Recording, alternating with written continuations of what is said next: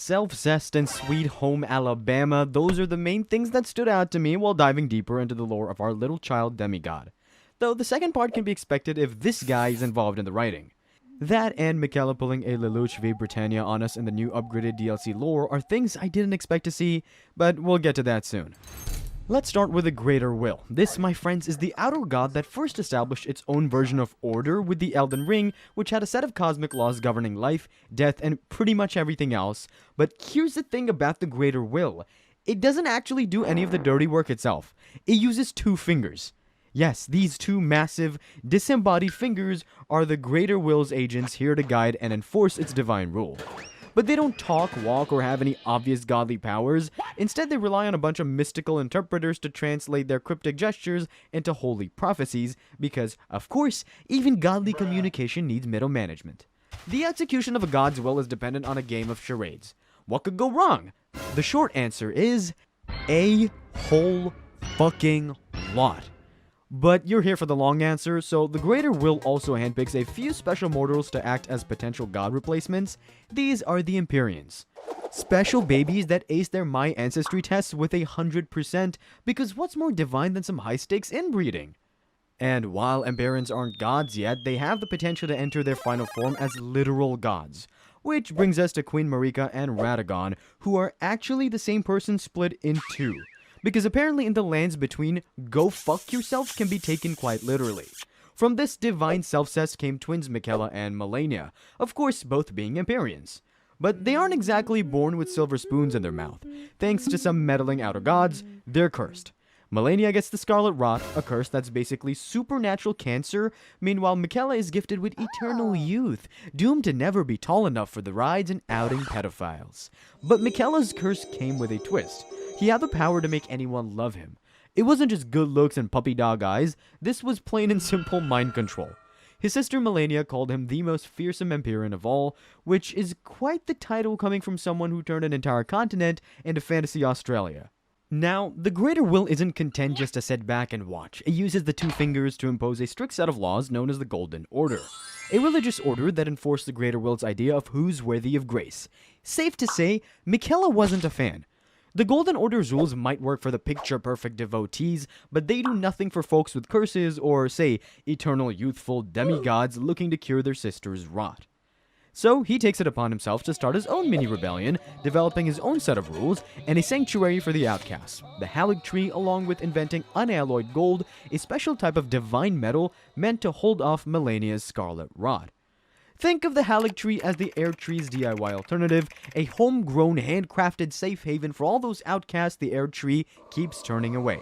And Miquella doesn't just plant this thing and hope for the best, he waters it with his own blood.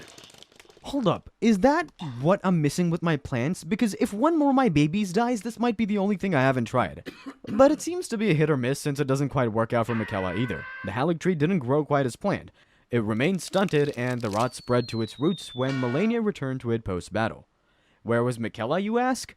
Well, a certain half-brother whisked Miquella away to his own domain. But that's what Miquella wants us to think. See, at first it looked like Mog, the Lord of Blood and Miquella's half-brother, had gone full creepy uncle and kidnapped Miquella from the Halig Tree. But thanks to some new revelations, we find out this wasn't just a case of snatch and grab. No. Miquella, our angelic schemer, wasn't exactly the helpless victim here.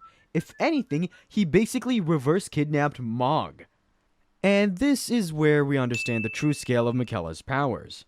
Turns out, the blood-obsessed demigod wasn't immune to Miquella's ability to literally steal the hearts of people. Miquella enchants Mog, wrapping him up in a mind control spell so strong that Mog falls head over heels. And that infamous bloody bedchamber everyone thought was Mog being creepy? Think again. Miquella was just using Mog and his blood cult to advance his own plans of entering into the Land of Shadow. Everyone needs to apologize to this misunderstood man right now.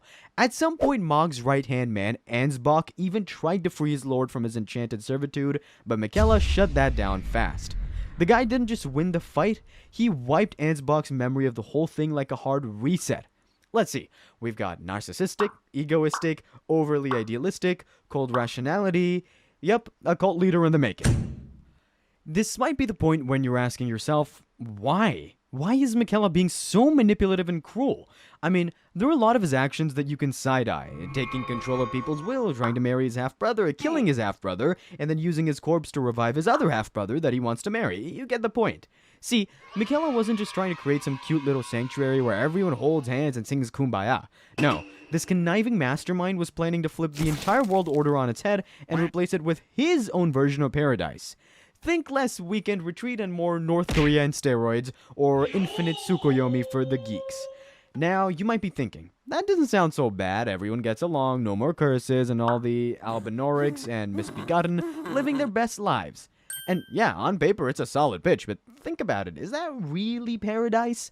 Life falls into routine for 3 days, and all you start spiraling into manic episodes wondering the meaning of life at 3 a.m., or watching a lore dive of a game you don't even play. Miquella isn't creating a paradise, he's imposing his will onto the world, and you don't get a choice to go in or get out. Because why convince people to join your perfect society when you can just make them want to join, right? And the scary part isn't just that Miquella can do this, it's that he genuinely believes it's for everyone's good. What is this? Chaotic good? True neutral? Chaotic evil? I can never tell, but you've at least got to hand it to Miquella. The guy was nothing if not dedicated. Reverse Dororo level dedicated. Since Miquella's goal is to speedrun godhood and become strong enough to create his own order that overrides the greater wills, he decides he needs to shed anything that could taint him. Love, fear, weakness, and most of all, himself. And I don't mean that just metaphorically or poetically, I mean it physically. The guy was dumping body parts. He leaves golden crosses everywhere, each one basically a divine Pinterest post where Miquella's documenting his pilgrimage of sacrifices. Here I left my eye. Vision is overrated anyway. Here I left my love. Who needs emotions when you have godhood? Here I left my Netflix password. Okay, maybe not that one.